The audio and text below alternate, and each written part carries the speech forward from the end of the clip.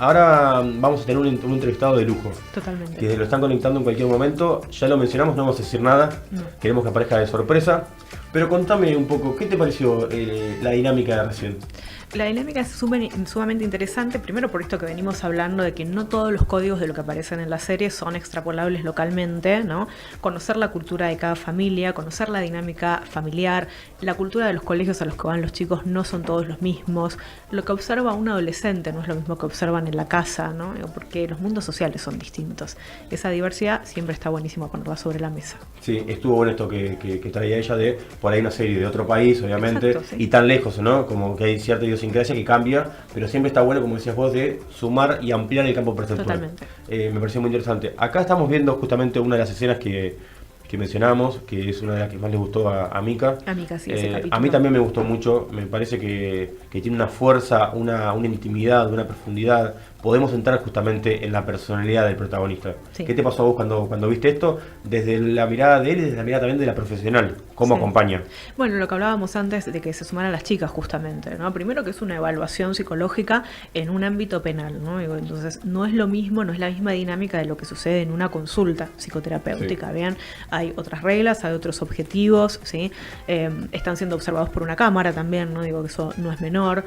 El rapport que ella establece es previo, porque esa no es la primera entrevista que tiene con él, ¿no? Entonces hay códigos ahí en lo vincular que ya se fueron tejiendo antes y nosotros no lo vemos, ¿no? Sí, incluso no fue la primera profesional que la acompañó. Sí, absolutamente. Y además otra cosa que es muy interesante de la serie es que no cierran un diagnóstico, ¿no? Entonces no dice, él lo hizo porque es tal cosa o porque tiene tal cosa, ¿no? La evaluación queda abierta y eso está muy bien. Sí, a mí me parece muy interesante de la serie, cosas que a mucha gente no le gustó. Incluso hablé con gente que me decía, no sabemos si es el asesino. Exacto. Pero ¿por qué pasa esto? Porque estamos acostumbrados a series que por ahí nos dan un poco más masticado lo que está pasando. Y Sí. a veces entramos en este tipo de consumo y necesitamos como ver la escena donde él mata a la chica, donde él realmente está en el rol de victimario y está la víctima. Cuando no está eso, da como margen incluso hasta la discusión. ¿Qué te pasó vos con eso? Con la idea de él no es el asesino de la víctima. Yo no necesité la sentencia, en definitiva, no necesité saber sí o no. Digo, de hecho, si no se mostraba el video que le muestran al padre en ese primer capítulo, pues también estaba bien, pero porque digo, nosotros dos, fan del cine, sabemos eso es lo que el autor quiso contar y respeto lo que el autor quiso contar, en definitiva, ¿no? Sí. El producto artístico no está para satisfacer mi necesidad personal, ni tampoco tiene que tener un fin educativo en sí mismo. Es innegable el efecto educativo que tiene, porque cada producción artística nos deja algo, pero no es el fin de ese registro de comunicación, ¿no? Sí. Me parece muy importante esto que decís, qué nos deja y qué habilita y qué invita, que en Inglaterra ya está pasando que desde el Estado están reclamando justamente para que esto se vea en las escuelas. Sí. Y algo más que me parece hasta más importante, que se vea junto con los padres, que los padres sean parte de esto, porque creo que me parece lo interesante es lo que pasó en el bloque anterior, esta dinámica entre padres e hijos y cómo lo viven cada uno de ellos, y que no queden afuera ni los padres ni los hijos. Sí, y eso también debe tener que ver con que lo que muestra la serie también es una escuela carente completamente de liderazgo, ¿no? Entonces también hay una parte del Estado querer cuidarse de eso y de poner sobre la mesa cuestiones de esa dinámica conjunta, porque la educación de los chicos es una tarea compartida, ¿no? Entre las familias y también la escuela. Sí, sí.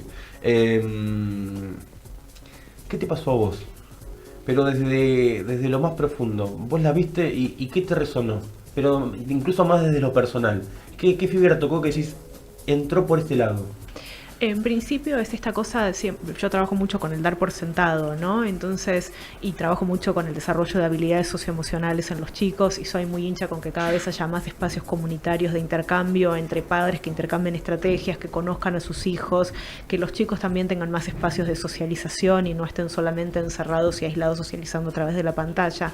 Entonces, lo que la serie cataliza es un poco esto, ¿no? Es la poca pregnancia que tiene el horror en las sociedades. Hace poco tiempo estábamos hablando de temas parecidos por la serie 13 razones, después pasaron otras cosas en el medio, ahora aparece esta serie y seguramente en 3 meses vamos a estar hablando de otra cosa, ¿no? Es como, nos horroriza, ¿no? Me da lugar a expresar, yo no tengo nada que ver con esto, pero después no hacemos nada. ¿Sentís que esto que está pasando últimamente, estas últimas semanas, e incluso lo que está pasando ahora en este programa, después queda lamentablemente como ahí, como en el carrete y realmente no pasa nada significativo? Tenemos muchas cosas de que ocuparnos todo el tiempo, pasa todo a mucha velocidad y no podemos detenernos, ¿no? Sí, es verdad, es verdad. Por eso me gustaba la idea de como esto Sí, y además no deja de ser un mecanismo de defensa muy válido, decir, pero eso a mí me queda lejos, ¿no? Eso no pasa en mi núcleo familiar, eso no pasa con los chicos que yo conozco, no pasa en mi escuela, ¿no? Entonces después nos sorprendemos cuando pasa algo y ya ahí es tarde. Sí, acá estamos viendo justo la escena del investigador que lleva adelante el Totalmente. caso con su hijo. Es una escena muy importante porque es justamente un poco lo que pasaba entre Pau y Mika, esto de, che, vos ves esto, ¿cómo lo vivencias? Y que la hija sea un poco la guía en ciertos puntos, que eso también me parece algo interesante. Como, che, papá, estás encarando la cosa por cualquier lado, estás haciendo un mamarracho. Se lo dice en esos términos. Y el padre, si se pusiera en una postura de enojo, de víctima, no daría la posibilidad a que el hijo realmente le cuente qué está pasando y que entienda un poco el tono y el código. Y cuando él da lugar a escuchar a su hijo, siendo menor de edad, que por eso me parece muy interesante, empieza a entender la manera de comunicarse de los adolescentes. En esa relación hay muchísima información que pasa velada porque se pone el foco en el protagonista justamente, ¿no? En principio, que poco escuchamos a los chicos las necesidades reales, ¿no? Porque la serie empieza cuando el chico le dice que va a faltar otra vez al colegio o cuando la madre del chico le comunica que va a faltar otra vez al colegio, ¿no? Y el padre reniega. Sí, pero hay una razón por la que los chicos no quieran ir al colegio o por la que piden cambio de colegios y a veces no tienen todo lo necesariamente discursivo para poder expresarlo bien. Atendamos a esa necesidad, por algo lo están pidiendo, no la subestimemos, ¿no? Por otro lado, dar por sentado que ese chico es solamente un estudiante que cumple con sus tareas, que cumple con sus obligaciones y nada más, y no considera de primera mano que incluso yendo a ese colegio el hijo pueda tener información para brindarle. Es al último al que va a entrevistar. Que incluso Y creo que el hijo lo va a buscar. el hijo insiste en brindarle ayuda, brindarle estos códigos comunicacionales, pero no se los preguntan, ¿no? Y después la frialdad total que hay cuando el padre le dice, che, yo te llevo, la distancia afectiva que hay en ese diálogo como dos extraños, ¿no? Eso es descomunal. Sí, en un momento le dice hijo a su hijo. Exacto. Y él le dice, es la primera vez que me decís hijo. Totalmente. Y es muy loco porque es su manera de vincularse con otros adolescentes para generar un vínculo de cercanía, pero desde lo profesional, Claro. desde algo de, este es mi trabajo. Sí. Ahora, con tu hijo real no le decís hijo, y el pibe dice, a todos les decís hijo menos a mí. Exactamente. Y además esto que te decía de, desde las mejores intenciones, no vemos al otro, lo invisibilizamos, ¿no? Porque es, yo hago todo lo mejor que puedo por vos. Sí, pero ¿por qué no me preguntás qué es lo que yo necesito que hagas? Ok, vamos de vuelta con eso, repetímelo. Yo hago todo lo mejor que puedo para vos, te doy todo lo mejor. Me mato trabajando para darte todo lo que vos necesitas. ¿Y por qué no me preguntás qué es lo que yo necesito? Ok. Me gusta mucho esto. Y ¿sabes qué me gusta? Viste que muchas veces los padres dicen, haría cualquier cosa por vos. Totalmente. Bueno, Y eso es cargar a los hijos de mucha responsabilidad. sí, pero claramente, porque esto haría cualquier cosa por vos es como, ok, mirá. No. Pero al mismo tiempo es, ok, anda a terapia. Y claro, Andá por a terapia. ejemplo, ¿no? Revé algunas actitudes. Y no, Sí. bueno, si harías cualquier cosa por mí, mirá lo chiquito que te estoy pidiendo. No te pido que dejes tu vida, o que dejes de trabajar, o que dejes a tu mujer, no sé, una relación nueva. No, anda a terapia. Entonces digo, desde lo que proponemos, pero un versus con lo que damos realmente, ¿no? Totalmente, sí, Ok. sí, totalmente. Que lo que se necesita está muy cerquita nuestro, ¿no? Tal cual. No son cosas magnánimas. Tal cual. En cualquier momento lo vamos a sumar, ya estamos en contacto vía coaxil con Luciano. Luciano Lutero es un psicoanalista argentino, filósofo, además de un montón de títulos Crack, que tiene, sí. crack, muy crack, Total. que contactamos justamente porque queríamos que él dé su mirada, que aporte desde su lugar. Es una persona que viene haciendo escuela, realmente, que eso está buenísimo. Es más, hoy está dando clases. Y Gran comunicador también. Gran comunicador, que es fundamental, son cosas distintas a veces. Y viste, es mi palo también. Este es tu palo, por eso estamos contentos de que esté acá. Por supuesto. Así que en cualquier momento lo vamos a sumar, ya lo tenemos. Vamos a sumarlo a Luciano y antes que nada le vamos a agradecer, obviamente, por estar acá Sí, y por claro. sumarse a Demoliendo Redes. Hola Luciano, ¿cómo estás? ¿Qué tal? ¿Cómo te va? Muy bien, muy contento de tenerte acá. Sé que estuviste a las corridas para poder ser parte de Demoliendo Redes, así que antes que nada agradecerte por eso. No, por favor, gracias a vos por la invitación. Bueno, tenía muchas ganas de participar, de encontrarte, qué suerte que pudimos combinar. Te cuento, en la mesa estamos con una colega también, psicóloga, Anabela Serventi, que hoy nos acompaña en la conducción. Un Y gusto. también, entre los tres, era la idea como justamente de hablar un poco del rol de la adolescencia, de los vínculos, de la crianza, y preguntarte a vos puntualmente, ¿viste la serie? ¿Qué te pasó cuando la viste? ¿Por dónde resonó en vos? Bueno, es una serie muy compleja, con muchos matices, a la que se puede entrar desde un punto de vista sociológico, filosófico, también psicológico, ¿no? Creo que tiene distintas capas en su complejidad. Yo, a mí lo que principalmente, si tengo que ubicar un efecto que es el que con el que yo me quedo, con la interpretación que yo hago, por supuesto sabiendo que hay otras formas de verla también, pero lo que yo quisiera destacar principalmente es el punto en el que es una serie que muestra cómo de un tiempo a esta parte nosotros venimos conversando mucho sobre crianza, sobre formas de acompañamiento, ¿no? Quiero decir, nuestro modelo de crianza actual tiene mucho que ver con reparar nuestro propio modelo anterior, ¿no? Quiero decir, pasamos de un modelo disciplinario de crianza a un modelo más gratificador, donde hoy en día pensamos en acompañar más a los chicos, estar más presentes, en fin, ¿no? Digamos, decía un modelo reparador respecto del anterior, y creo que lo que la serie muestra de alguna manera es que hay algo que es imprevisible, ¿no? Que no hay ninguna garantía a la hora de criar a un chico, ¿no? Que en última instancia puede ocurrir algo que sale por fuera de toda, ¿no? De toda previsión, ¿no? Quiero decir, creo que la idea más contundente de estos últimos años a nivel cultural es la de que si criamos bien a los chicos, eso nos da algún tipo de garantía, ¿no? Podemos tener la seguridad, ya sea que hablemos de crianza respetuosa, crianza con apego, ¿no? Que pensemos distintas modalidades o distintas formas de presencia de los padres, ¿no? Lo que creo que la serie viene a mostrar, y también creo que lo podemos poner en relación a algunos episodios de la vida real. Creo que también la serie nos impactó tanto porque entra en sincronía con situaciones que venimos viendo en el último tiempo en la realidad, en la sociedad, quiero decir, ¿no? Es que, bueno, ¿no? Como ciertas cuestiones o ciertos actos tremendos no tienen como precedente causal lo que uno querría para tranquilizarse, decir, ah, bueno, viene de una familia disfuncional, ah, bueno, no, viene de una situación de abandono, ah, bueno, ¿no? Es como cuando nos enteramos de la noticia de que alguien, por ejemplo, realiza un acto suicida y entonces inmediatamente decimos, bueno, pero ¿qué pasó? Y si nos dicen, no, lo que pasa es que estaba muy mal, estaba deprimido. Ahora, cuando no tenemos esa posibilidad de encontrar una causalidad cierta y lo que ocurre es que decimos, no, no sé, es imprevisible, no sabemos cómo pasó, pero pasó, ahí yo creo que es donde justamente la serie pone el dedo en la llaga y arroja una conclusión que para mí es sumamente dura y que nos lleva a tener que repensar muchas cuestiones, que es que los padres hoy en día son un estímulo más, ¿no? Los padres quisiéramos ser la fuente de seguridad y la garantía para la crianza y el crecimiento de nuestros hijos, y en el mundo tecnológico actual somos un estímulo más entre otros. Y bueno, ¿no? Digamos, y ahí también cabe pensar en qué consisten esos otros estímulos, ¿no?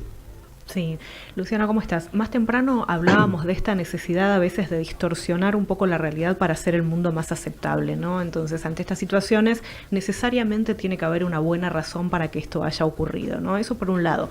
Y por otro lado también el dar por sentados los roles familiares, ¿no? A los chicos cuando solo se los ve como estudiantes, el rol de madre, el rol de padre, están fijados ahí y no se conoce toda la profundidad que una persona tiene en su mundo interno, ¿no? Vos hablabas en una nota hace no mucho tiempo de estos límites, ¿no? Casi como muros que también ponen los chicos para con los padres, protegiéndolos de mostrarles ciertos aspectos de su personalidad. Eso me pareció muy interesante lo que decías vos, porque muchas veces tampoco los chicos tienen información de quiénes son sus padres fuera de los roles fijos de maternar y de paternar, ¿no? Me parece que eso agrega otra dimensión a los vínculos familiares muy interesante para explorar. Sí, sí, sí, comparto, creo que vos lo explicaste muy bien, ¿no?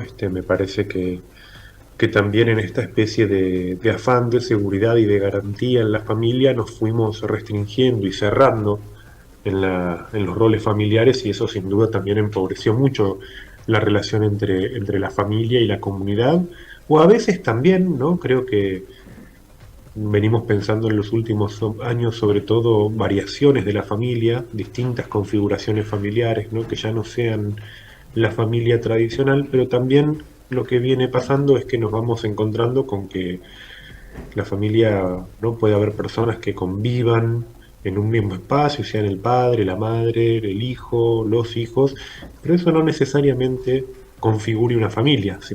Porque la realidad vincular por ahí es mucho más precaria, quiero decir, la relación que tiene, está la relación que tiene el niño con la madre y está la relación que tiene el niño con el padre, pero por ahí no hay una relación entre los tres, Por ¿no? O sea, supuesto. no configuran un universo vincular, ¿no? Entonces, creo que agregaría, ampliando esto que vos decías, Anabela, de que muchas veces también los chicos no tienen mucho interés o no conocen a los padres, o sea, por ahí les piden permisos para cosas, ¿no? Digamos, validan ciertos pedidos en ellos, pero eso no quiere decir el reconocimiento de los padres como padres y que se genere entre ellos una red de transmisión, o como también lo planteo a veces, como de filiación, Sí, ¿no? por Fueron supuesto. estos años de muchísimo trabajo en la crianza, de pensar modos de satisfacer las necesidades, de tratar de ser buenos padres, pero no necesariamente todos esos cuidados llevó, digamos, a una mayor filiación. Y por otro lado, bueno, queda la pregunta, me parece que estamos como bastante preocupados, bastante inquietos, porque también nos encontramos con que las estructuras simbólicas de la familia actual no llegan a drenar los impulsos hostiles, ¿no? Quiero decir, en términos generales, todos los padres creo que estarían de acuerdo en decir que no está bueno pegarle a los chicos, de que la agresión o el golpe no es una solución, pero nos estamos encontrando con que chicos a los que no les han pegado nunca, sin embargo, ¿no? Son Absoluto. capaces de agresión. O sea, el argumento confortable de decir o creer que el chico pega porque le pegaron, no es tan así tampoco. No. E Sí, incluso en la serie se ve donde el padre dice, a diferencia de cómo fue la relación de él con su padre justamente, que el padre le pegaba, lo violentaba físicamente. Entonces él decía, eso es un límite, yo cuando sea padre no va a pasar esto con mis hijos. Entonces él entendía que la violencia tenía un corte, poniendo el foco en la violencia física.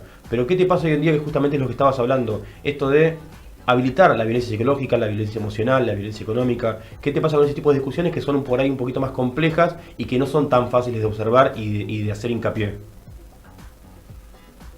Sí, exactamente, ¿no? Creo que no se trata solamente de la violencia física, sino que también la violencia vincular este, puede tener que ver con otras variables, ¿no? Creo que con ciertas formas de manipulación, ciertos modos extorsivos que hoy en día, curiosamente, a veces incluso están reconocidos como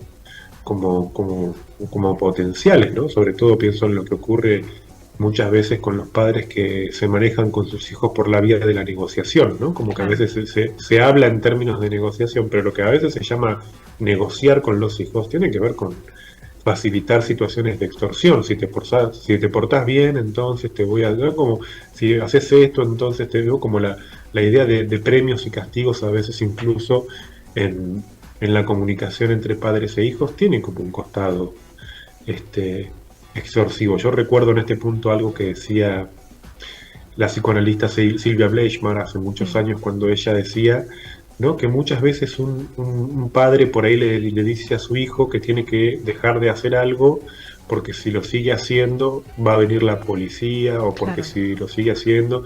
Pero claro, esa advertencia, lo que ella decía, cuando se dice eso, no se le dice que tiene que dejar de hacerlo porque está mal.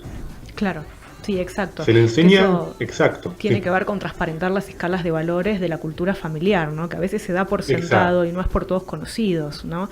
Y además, digo, tener en cuenta que los chicos están expuestos, como decías vos, a múltiples estímulos, múltiples actores sociales, múltiples influencias sociales, y no necesariamente van a extrapolar lo que la familia propone en el núcleo familiar, ¿no? Entonces, transparentar esto a cada paso y sobre todo renovarlo y actualizarlo a medida que cambian los ciclos vitales, ¿no? Digo, porque si no invisibilizamos al otro. Absolutamente. Creo que ahí vos, Anabela, ubicas algo súper importante, ¿no? Que es que hoy en día, en el mundo tecnológico en el que vivimos, ¿no? Ya no era la televisión, ¿no? Mm. Como creo que las redes hoy en día tienen un potencial comunicativo y de educación muy grande, Sí, por muy grande, supuesto. Y peligroso además porque ¿no? el discurso es recortado, ¿no? Como Sabater había advertido en algún momento, si empezamos a escribir en 140 caracteres perdemos el poder de la argumentación, ¿no? Con lo cual hay mucho blanco de información y mucho por completar ahí, ¿no? Ujú, ujú. Sí, sobre todo creo que cuando ¿no? Si bien esto con el tiempo se puede poner en cuestión, pero para niños pequeños donde el principio de realidad es frágil, ¿no? O sea, Totalmente. la distinción entre la fantasía y realidad es frágil, ¿no? Muchas veces los contenidos de las redes se toman como si fueran literales, ¿no? Totalmente. Desde un desafío virtual hasta alguna idea, ¿no? Algún personaje. Yo me acuerdo hace unos años que muchos chicos pequeños no estaban asustados con un personaje que se llamaba Momo, Sí, ¿no? claro, sí.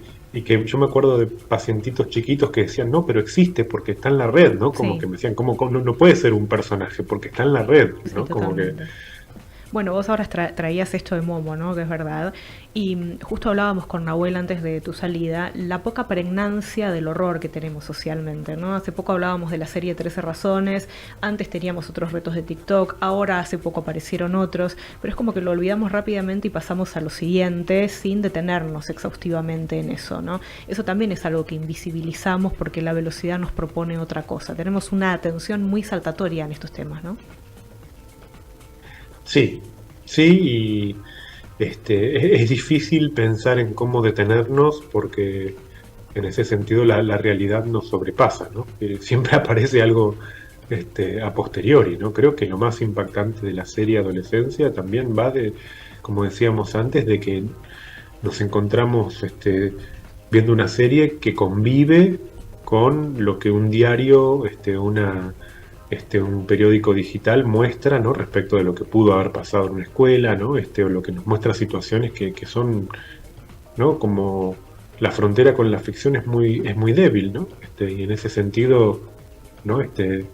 ¿Sobre qué estamos reflexionando? ¿Sobre algo que pasó? ¿Sobre algo que podría pasar? Perdemos un poco el eje espaciotemporal para pensar sobre esto. Sí, Luciano, en un momento, en uno de tus libros, cuando hablas de relaciones de pareja, hablas que necesariamente la pareja es conflicto. Entiendo que eso lo podemos como reflejar en otros vínculos significativos y por ende también llevarlo en este caso a la adolescencia. Necesariamente también los vínculos entre padres e hijos es conflicto. Sí, sí, sí, también. Creo que todo vínculo tiene un potencial conflictivo, lo cual no quiere decir que vínculo sea, o conflicto sea pelea, ¿no? No quiere decir llevarse mal, ¿no? El conflicto está siempre en cualquier instancia de crecimiento, ¿no? Quiero decir, un conflicto es una situación en la que se pone de manifiesto una contradicción entre posturas o entre posiciones, y esas posiciones tienen que entrar en algún tipo de sinergia como para que surja una instancia superadora, ¿no? Nosotros siempre estamos atravesando conflictos internos, conflictos con los otros, ¿no? Conflictos con, no sé, con una pareja, con la familia, pero también con un amigo, donde surge algún tipo de tensión, ¿no? Y sin duda creo que después de atravesar el conflicto con un amigo nos sentimos más amigos todavía. Entonces, ¿no? Es una vía de profundización y de enriquecimiento el conflicto. Creo que tal vez lo que ocurre o lo que vengo pensando que pasa hoy con adolescentes es que el conflicto ya no es el conflicto que antes se resolvía por la vía de, por ejemplo, no sé, yo cuando era adolescente, teníamos la idea de que el adulto no entendía, ¿no? claro. Que no nos entendía, no entendés nada, no entiende, lo que pasa es que no entiende, ¿no? Entonces el conflicto era un conflicto, bueno, que en última instancia los padres de aquel entonces nos podían decir, bueno, cuando vos seas más grande, el que va a entender sos vos, ¿no? O sea, el conflicto intergeneracional, al menos hasta hace unos años, era un conflicto de comprensión que dentro de todo, ¿no? A mis 45 años puedo decir que, bueno, con algunas cosas que mi viejo decía ya vas a entender, tengo que reconocerle que fui entendiendo, ¿no? O sea, él no entendía algo de lo que a mí me pasaba cuando yo era joven, yo no entendía, ¿no? Algunas cosas que después entendí, y si bien no las pienso de la misma manera, puedo decir que entiendo, ¿no? Creo que la dificultad hoy en día, o el conflicto generacional hoy en día, es un poquito más radical, porque el adolescente actual lo que le dice al adulto no es vos no entendés, sino que es vos no sabes nada, Claro, ¿no? Es un conflicto que pasa por la desautorización, ¿no? sí, Yo creía que mi viejo no entendía nada, pero no lo desautorizaba, claro, exacto. ¿no? En cambio, hoy en día la desautorización, quiero decir, el adulto no es un referente válido, Total.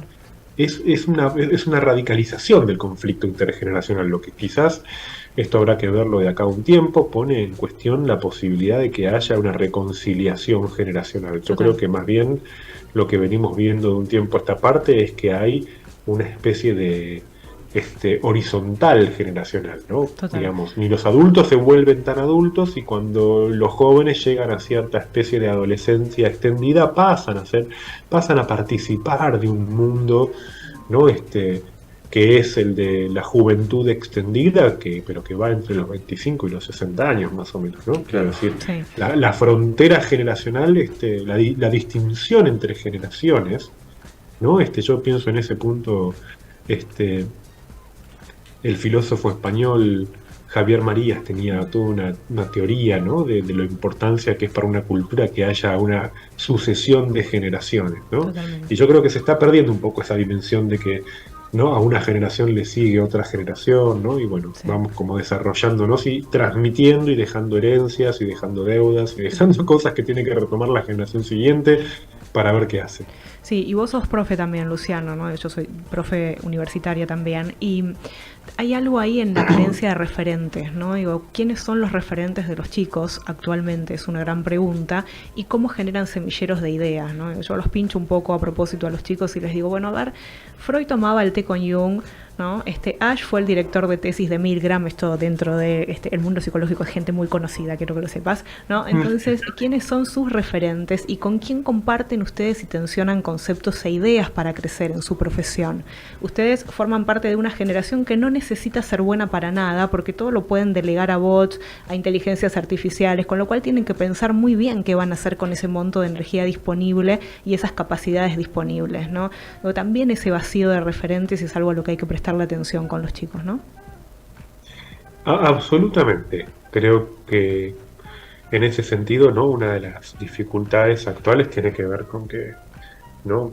Cuando hablan, ¿no? Yo me acuerdo la otra vez que estaba en clase y pregunté, bueno, ¿qué quiere decir tal concepto, no? Y entonces uno de los alumnos inmediatamente me da la respuesta me dice, bueno, el chat dice tal cosa, ¿no? En el momento había consultado en el chat y me leía y yo me quedé pensando después, ¿no? Y dije, bueno, pero claro, es un juego esto, ¿no? Como Claro. yo pregunto, yo soy el docente que pregunta qué quiere decir y ustedes me dicen lo que se les ocurre. No es que yo estoy esperando que ustedes digan la respuesta adecuada, estoy esperando que digan qué se les ocurre para después yo decir no y otro dice otra cosa y yo digo no, otro dice otra cosa, digo no, pero que después de no es que no es un no que invalida, sino que tomo lo que cada uno dijo y construimos entre todos, ¿no? Digamos, es un juego, ¿no? Es el juego de la pregunta-respuesta que si de repente no uno dice, bueno, el chat dice, no podemos jugar, ¿no? El contrato pedagógico en el aula es un juego donde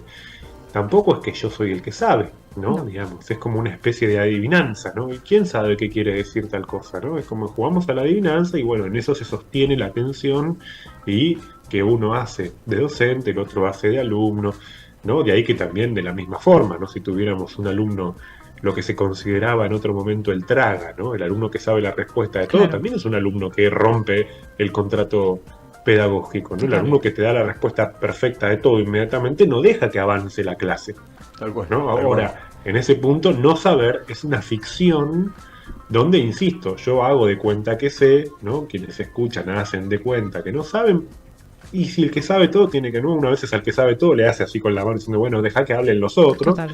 ¿No? Y era un juego simbólico, donde aparece el chat y la información inmediatamente, ¿no? Es complejo. Yo me encontré en este tiempo también con la situación de personas que muchas veces por ahí redactan un mail y se lo dan a la inteligencia artificial para que se los revise, ¿no?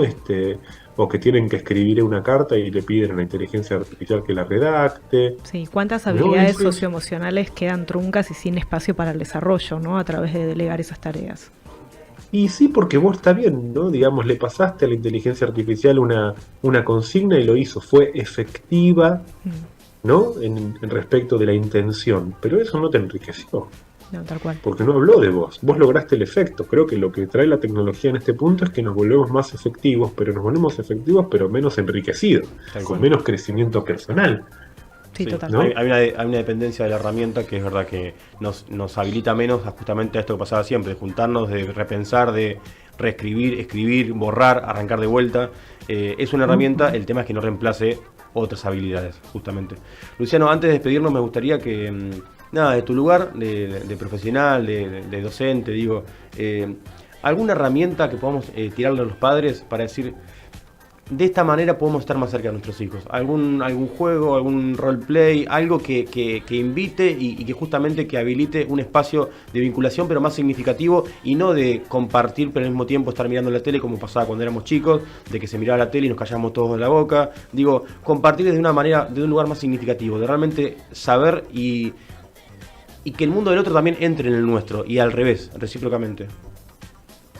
Bueno, creo que esto que vos decís en último término es lo más sustantivo. Me parece que para mí el mayor consejo es decirle a los padres que no tienen que generar mejores estímulos, ¿no? Creo que todo el desarrollo de la crianza respetuosa, con apego, ¿no? Digamos, esa vertiente más gratificadora de la crianza partía de la premisa que mejores estímulos o mejores respuestas iban a generar mejores efectos, y lo cierto no es eso, ¿no? No terminamos verificando eso. Sí creo que hay algo que para mí siempre es fundamental cuando tengo entrevistas con padres, que es ver si esos padres conocen a su hijo, ¿no?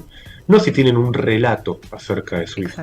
Esto es muy duro a veces de corroborar. Hay muchas veces a los padres, y me incluyo, ¿no? Digamos, tienen un relato de su hijo. Un relato surgido quizás de su propia fantasía, de sus expectativas, pero eso no significa conocer a su hijo, ¿no? Y para mí, con toda la abstracción que tiene esto, ¿no? Creo que la invitación siempre es a conocer a nuestros hijos. Yo recuerdo que en la década del 50 del siglo pasado, un psicoanalista de niños muy conocido que se llamaba Winnicott, ¿no? Había ido a... Antes, sí. Había ido a dar él dio unas conferencias radiales, ¿no? De introducción, ¿no? Como ciertos lineamientos generales acerca de la infancia temprana, y entonces esas conferencias después, o esas charlas radiales se publicaron como libro, ¿no? Y el título del libro fue justamente Conozca a su hijo, ¿no? Él decía que lo central que tenía que hacer alguien era conocer a su hijo, que tenía que saber quién era su hijo. Y yo creo que esa pregunta es inagotable ya, ¿no? ¿Quién puede decir que terminó de conocer a alguien, ¿no?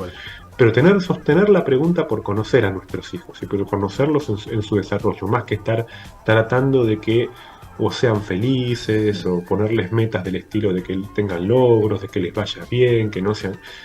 Nada de eso en definitiva es lo que verdaderamente redunda en un crecimiento, sino que sean padres comprometidos con conocerlos. Luciano, agradecerte, en serio. Para nosotros fue un placer tenerte acá. Y sé que insistí demasiado porque realmente no me daba igual que estés o que no estés. Así que gracias, en serio, lo valoro un montón. Fue un lujo. Así que gracias por todo lo compartido. Yo te quiero agradecer a vos y te quiero agradecer también la contemplación. Yo te decía que no llegaba a ir presencialmente por el tema de que estaba terminando una clase. Bueno, qué bueno que lo pudimos hacer por Zoom, y un gusto conocer la novela también, así que muy, muy contento de estar con ustedes. Gracias. Si nos aceptás, hasta la próxima. Dale, con mucho gusto. Dale, te mando un fuerte abrazo. Adiós. Que estés muy bien. Bueno, de esta manera pasó Luciano Lutero.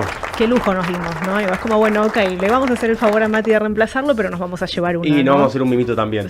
Y hablando de mimitos, tenemos una... Bueno, estamos tirando la casa por la ventana, la verdad. Sí. Porque... Te dije, menos es más.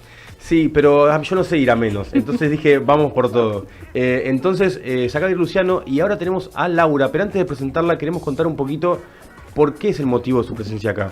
El motivo de su presencia, y ahora ella nos va a hablar de su encuadre más legal como abogada, especialista en niñez y en adolescencia, es por lo que pasó en Ingeniero Mashwich.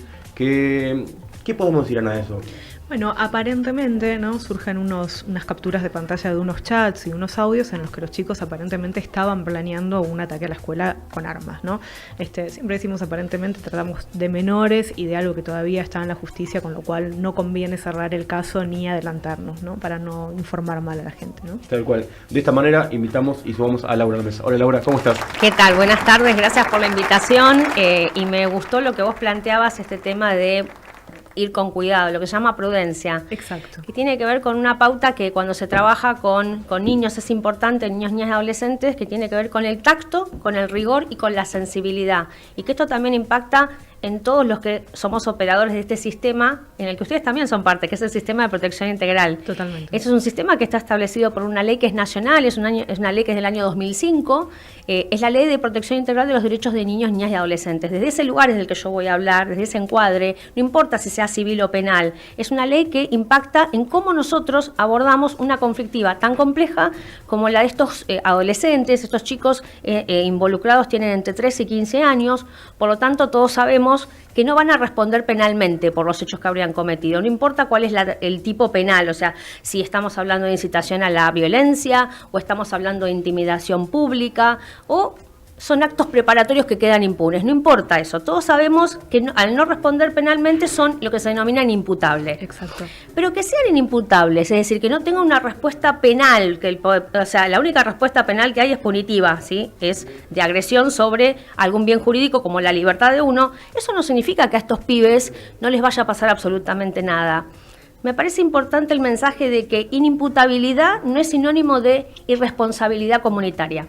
Claro. ¿Y por qué digo esto? Porque es muy fácil que cuando ocurren situaciones tan gravosas, donde impactan en una comunidad, donde tenés a la escuela y a todos los progenitores y a los chicos asustados de lo que pueda pasar allí, que no quieren ir, es inmediato en que en los operadores políticos se piensa en una respuesta, que no es ninguna respuesta, sino el facilismo, de pensar en lo que es la edad de imputabilidad, si hay que bajarlo o subirla.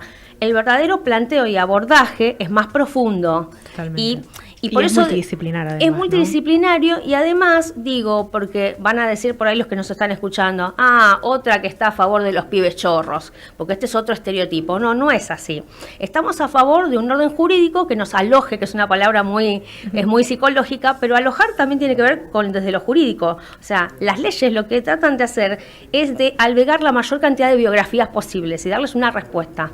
En el caso de los chicos que son adolescentes, que no responden penalmente, el abordaje es interdisciplinario. ¿Y por qué? Porque si bien no van a tener una sanción penal, sí debe haber, y esto es lo que tiene que gestionar el Fuero de Penal Responsabilidad Juvenil, que lo va a articular con los organismos que se encargan de la protección de los derechos, que son organismos administrativos que corresponden al municipio, o sea, es decir, que tiene que ver con la órbita para que se entienda. Tanto el organismo judicial, que sería Poder Judicial, la Fiscalía es un organismo un poco más complejo de explicarlo, que es extrapoder, está por afuera, pero la gente lo une del mismo lugar. El Poder Ejecutivo es la otra pata que da esta política pública, que tiene que ver con los organismos locales que tienen servicios de trabajadores sociales, que van a tener que verificar qué está pasando en esas casas. Y eso nos remite un poco a la película, a la miniserie Adolescencia. Estos chicos, esto que han hecho, no importa lo que hayan hecho, cualquiera sea estos síntomas de entrar en estas conversaciones, nos están evidenciando que acá hay una falta de algo, que acá hay un problema. Y es muy fácil depositarlo en ellos. Hay que hacernos cargo como adultos qué estamos haciendo. Bueno, ¿qué está pasando en esas casas? Y no lo digo desde el ánimo de juzgar a esas familias. Digo, ¿cuál es la realidad? Porque si ustedes, yo no voy a spoilearla, pero todos sabemos que en la miniserie Adolescencia no está trabajando más que nada sobre quién lo hizo, sino los por qué. Tal cual. Entonces me parece importante problematizar qué tipo de contactos tenemos en las familias, qué tipo de encuentro tenemos con los chicos. Porque la ley dice, el Código Civil, que los chicos tienen tienen responsabilidad parental sus padres, pero cuanto más edad van teniendo, cuanto van creciendo, los padres se van corriendo para que ellos generen autonomía. Pero eso no significa dejar a los pibes solos. Claro. Que quede muy claro esto. O sea, porque un chico tenga 15 y el padre diga, sí, no, pero se tiene que hacer, tiene que foguear, se tiene que crecer. Eso está muy bien.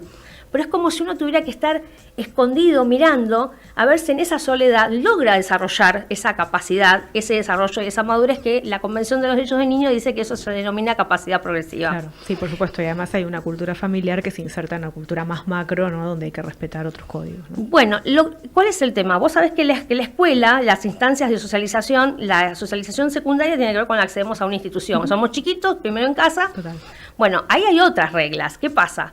Cuando la subjetividad desborda, que la adolescencia es una etapa donde la subjetividad desborda, tampoco está bueno que hagan lo que quieran. No, hay que poner límites.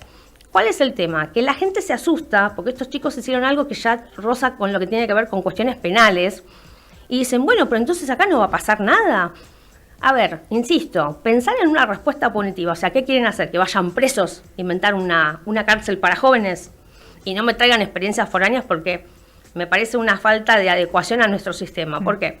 Te voy a dar un caso más gravoso. ¿Se acuerdan de estos chicos en Gran Bretaña que tomaron a otro niño y cometieron un acto muy cruel, que lo llevaron a las vías del tren? Sí. Yo no sé, ¿cuál es? ¿Querés contarnos? Es un caso de hace muchísimos años, donde... ¿Tomás mate, Laura? Sí, si es dulce. Sí. Es amargo. Bueno, pero toma. está rico igual.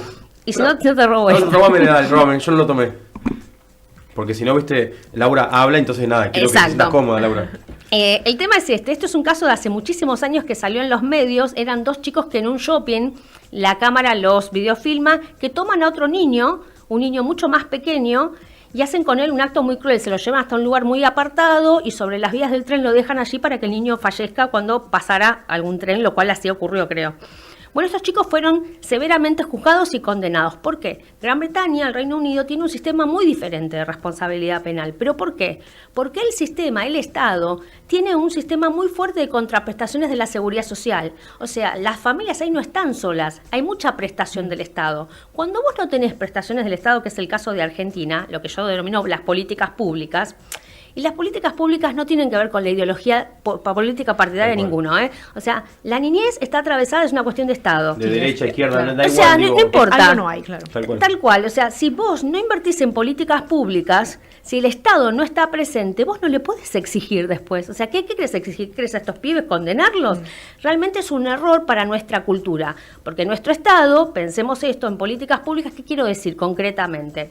Vos tenés a estos chicos, ¿qué es lo que debería pasar? El juez debería tomar medidas que tienen que ver con la seguridad y con el tratamiento y verificar qué está pasando en esas familias. No le puede decir, bueno, llévese a su hijo, señor, rétele un poquito. No, la verdad que no. Debería haber seguimiento con trabajadoras sociales. Bueno, ¿quién va a pagar esa trabajadora social? Claro. Tenemos profesionales que quieran trabajar para el Estado, porque todos sabemos que los profesionales que trabajan en lo que se denomina el trabajador de infancia está sumamente bastardeado y deteriorada su contraprestación. No importa el gobierno político partidario que sea, no tienen sueldos asegurados o tienen que facturar y cobran, a veces sí, a veces no. O sea, entonces son personas que entonces rotan muchísimo. Entonces vos no tenés un seguimiento, que el chico genera un vínculo, por ejemplo, con el trabajador social que lo tiene que supervisar, que es muy importante el vínculo en la adolescencia. Bueno, un poco en la serie podemos ver justamente, cuando hay una profesional que tiene el tiempo para dedicarse justamente al niño, cómo lo puede encuadrar y que no sea una máquina de hacer chorizo o trabajar porque tenés que trabajar y pagar el alquiler, sino que haya una dedicación, que haya una conciencia en lo que se está haciendo. Exactamente, pero ¿qué pasa? Vos tenés mucha rotación de personal cuando el trabajo está precarizado. Claro. Entonces, tenés que tener un trabajador social que esté realmente conforme con el trabajo que está realizando ahí, que se compromete, que no se quiere ir a laburar a la actividad privada, y de esa manera el chico puede generar un vínculo. Tenés que tener psicólogos. Creo que yo siempre estoy buscando psicólogos, son realmente nuestra pata de apoyo para abordar esto, como decías vos, porque yo sola como abogada que me pongo a llorar, o sea, la verdad que no hago nada, tengo que tener la interdisciplina. Entonces tenés que tener terapeutas que puedan trabajar y problemáticas complejas. ¿Por qué? Porque muchas veces, y esto lo hablaba con un psicólogo hace unos días, hay algunas edades donde el progenitor coloca, y esto lo debe haber explicado mucho mejor el psicólogo, donde coloca un poco de su propia historia cuando está mirando a su hijo. Tal cual. Entran a jugar Sí, esas se cuestiones. relaciona con el ideal, no con el real. Exactamente, o con los propios miedos. Por ejemplo, puede pasar que vos como progenitor hayas sido víctima de violencia y hay una edad donde te empezás a acercar a la edad que tenías vos cuando fuiste víctima con tu propio hijo y se te cruzan un montón de temores. Bueno, hay que tener acompañamiento.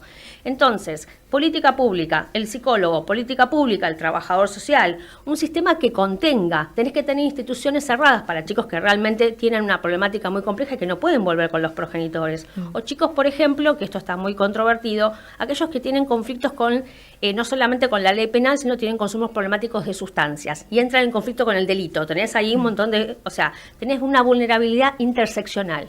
El chico es vulnerable no solamente por la edad, sino porque tiene otros factores. ¿Qué haces? Esa complejidad tenés que tener un lugar adecuado. ¿Qué pasa? Cuando el chico es víctima, puede entrar a una granja de estas de las que son para rehabilitación y se puede ir cuando quiere, pero cuando está en conflicto con la ley penal es otro el cantar. Ahí tiene que tener una institución cerrada. Puede que sea el caso de esta adolescente de 13 años que es la que estaba planeando la idea. Digo, en este caso, ¿qué va a pasar? ¿Qué sentís que pasa? ¿Qué sentís que nos falta como Estado, obviamente, para poder abordar de manera interdisciplinaria, digo, y con conciencia, ¿no?, de lo que está pasando, y no retarla como si vos decir ya está, sino como trabajemos sobre esto? ¿Hay lugares o ¿Qué pasa con eso? Yo creo que el problema va a ser qué dispositivos hay en el lugar de Zárate Campana, desde los servicios locales, para atender a la problemática. ¿Por qué? Porque vos vas a tener que trabajar profundo con este joven o esta joven, quien sea, que está liderando. Yo vi los chats y escuché algunos audios. Me pareció también poco prudente que se den a difusión los audios. Y digo por qué. El chat podría ser, porque la Ley de Protección Integral es para todos los aspectos, civiles y penales. Y hay 2 artículos que se refieren a la protección a la intimidad y que vos no tenés de ninguna manera que permitir la individualización del niño ni adolescente. Entonces, yo entiendo que el ánimo de la prensa quizás fue de querer generar esta conciencia social, pero habría que haber sopesado un poquito ahí. Ayer, hasta donde yo había salido en un programa, nos habían difundido, después los pude escuchar, se escucha la voz, o sea, queda realmente individualizado. Esto no se tiene que hacer. Creo que lo que deberían hacer es trabajar en profundidad con psicólogos, ¿sí? Y generar, porque esa es otra, para trabajar con un psicólogo, con un chico de 13, 15 años, le podés decir, bueno, te vas a sentar y vas a ir al psicólogo. Tenés que generar conciencia y tratar de generarle el atractivo. Okay. De si hay alguien, o sea, vos estás necesitando algo. Bueno, ¿quién crees vos que te puede ayudar? Sí, pero y ofrecer esos recursos. No solo el espacio terapéutico porque te mandaron, sino porque es una necesidad propia. Exactamente, Sí, porque y entender el pibe... que no todos los espacios terapéuticos son iguales, no me voy a cansar de decirlo, ¿no? Por otro lado, Lau, quiero preguntarte si considerás vos desde tu profesión, y hablando de esto de la importancia de lo multidisciplinar, ante tanta falta de infraestructura, como vos mencionabas, ¿ayudaría un poco a modificar lo que es educación cívica en las escuelas como modalidad preventiva, incluso en grupos de educación para padres y para chicos en conjuntos? Porque muchas veces los chicos no pueden prefigurar las consecuencias de sus actos, ¿no? ¿Crees que falta un poco de educación civil respecto del derecho, por ejemplo, de nuestras leyes, de las consecuencias de actos? Mira, yo te voy a contar, yo tengo 49 años y fui al secundario hace muchísimos años y teníamos educación cívica. Yo hice perito mercantil, teníamos otras materias, después ya era instrucción cívica. O sea, creo que los contenidos están, pero no pasa por el contenido que vos le puedas dar, porque el chico sí entiende absolutamente todo. Yo hablo más como un programa de concientización, tal vez, de enterarnos cómo es vivir en sociedad más que otra cosa, ¿no? Yo creo que tomando esto, lo que sí se puede hacer, y que estuve escuchando que en Europa se está haciendo con este tema de la película Adolescencia, es generar instancias donde en las escuelas se junten y se hagan reuniones para que padres e hijos puedan verlas con un profesional y generar como un debate posterior. Porque creo que lo que los chicos necesitan más que contenidos, porque están llenos de contenidos, es más, comparando con nuestras edades, ellos tienen hoy acceso a internet o plataformas que nosotros no teníamos. Creo que el problema está en tener un otro con el cual poder pensar en voz alta, ¿qué te pasa a vos con eso que estás viendo? ¿Qué sentido de identificación tenés? Porque el tema de evaluar si comprenden o no las consecuencias, esa es otra cuestión. Puede haber chicos que aún siendo imputables por la edad, tengan alguna patología por la cual no pueden comprender la criminalidad del acto. Yo no sé, y hablo en potencial, qué le está pasando en su psiquis a esta persona que estaba incitando a sus compañeros, que yo vi los chats y me pareció, ahí levanté alarmas, digo, esto cómo está intentando manipular, ¿no? Sí. A los otros, ¿qué está pasando ahí? Si forma parte de un rasgo, que lo había explicado el psicólogo, si forma parte de alguna cuestión un poquito más compleja, que requiere alguna medicalización, o es un tratamiento, un llamado de atención. Cada cabeza es un mundo, me parece prudencia y sí como aporte generar en las escuelas estas instancias de debate y que se den, por ejemplo, mensualmente. En todas las escuelas debería haber como si fuese alguna actividad especial convocando... Sí, conversatorios, yo van con la idea de los conversatorios. Pero te digo, el otro día me decía una mamá que convocaron chicos de 5º o 4º grado, una reunión, eran 25 padres, ¿cuántos aparecieron? Claro. 9. 2 aparecieron puntuales y los 7 restantes aparecieron más tarde. Claro. Laura, para ir terminando... ¿Algo que quieras decir en relación a lo que puede traer la serie Adolescencia, lo que pasó en Mashwitch y algo relacionado a lo legal, desde tu encuadre, desde tu enfoque? ¿Qué nos podría decir y si nos puedes traer alguna tranquilidad o no? Yo creo primero que todos los que trabajamos en el área jurídica, hay mucha gente de la diplomatura que me debe estar escuchando, que nosotros somos abogados de niños, niñas y adolescentes, creo que atraviesa todo es el tema de la escucha. Saber escuchar a los niños, niñas y adolescentes, que no significa hacer lo que ellos digan, significa darles un lugar, darles un espacio. Basta de tanto teléfono celular donde hay audios, donde hay texto y donde nadie habla con el otro. Compartir más. Los chicos cuando hablamos con ellos entran en conflicto con la ley penal o son víctimas. ¿Por qué? Porque fueron dejados a solas. Y los adultos se tienen que hacer cargo de sus propios problemas. Muchos de los problemas de los pibes son en realidad problemas de los adultos que no están resueltos. Desde lo jurídico, hoy en día, si hay colisión, todos tienen derecho a tener un abogado, pero más allá de un abogado, es importante que en la prevención que podamos acceder a estas instancias multidisciplinarias. Que cuando advertamos estos problemas, tenemos que recurrir a los terapeutas para tener un espacio propio. Y para cerrar, lo que quiero que queden claro es que un ingeniero Mashwit, que haya inimputabilidad, no significa que estos pibes no vayan a responder en la comunidad por lo que hicieron. Ok, nada, agradecerte no solamente por la presencia, también fue un lujo hablar de un encuadre legal, es muy importante para no hablar en el aire, es fundamental que haya un profesional, nada, que específico y que trabaje sobre esa área.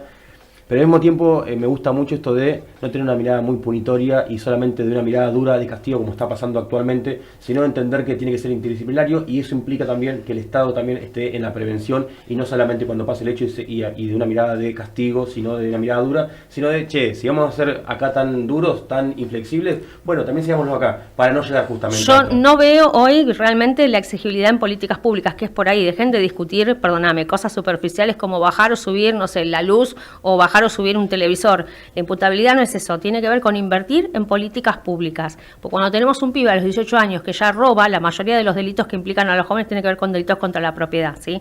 Pero si ustedes miran los números de la base de datos de la Corte, no de los políticos, de la Corte, no es así. Hay solamente menos de 2.000 pibes que están involucrados en delitos. Entonces, ¿qué le estamos vendiendo a la sociedad? Burbujas. Ok, gracias por ese cierre. Por Agradecerte favor. por la presencia, también fue un lujo. Ana, a vos, en serio. Por favor. Eh, Lo vamos a dejar volver a Mati solo porque tengo que cursar la maestría el sábado que viene. Tal cual, así sí, que y porque es yo solo también por eso. me tomo el fin de y no Claro, estar, solamente solo lo por dejamos eso. por eso, porque Sí, la verdad que fue un solo por lujo, eso. nada, tener invitados que también que Sí, puedan la verdad aportar, a Pau y a Mica que estoy siguen atrás del estudio también, gracias, a Luciano, a Nacho, el operador que también que la rompió y le exigimos un montón y nada, estuvo mucho más que a la altura, así que gracias a las dos. Gracias a Nacho, gracias a Pau y a Mica, gracias a Luciano, gracias a la gente que nos acompañó. Y bueno, ojalá haya podido servir esto para estar un poquito cerca Para de pensar ustedes. un poco más, ¿no? Sí, para pensar. Y si podemos dejar una herramienta de acá, Bienvenido sea. trabajo logrado. Gracias por todo. Hasta la próxima. Sábado que viene de 14 a 16 horas, Demoliendo Redes por Radio Tú.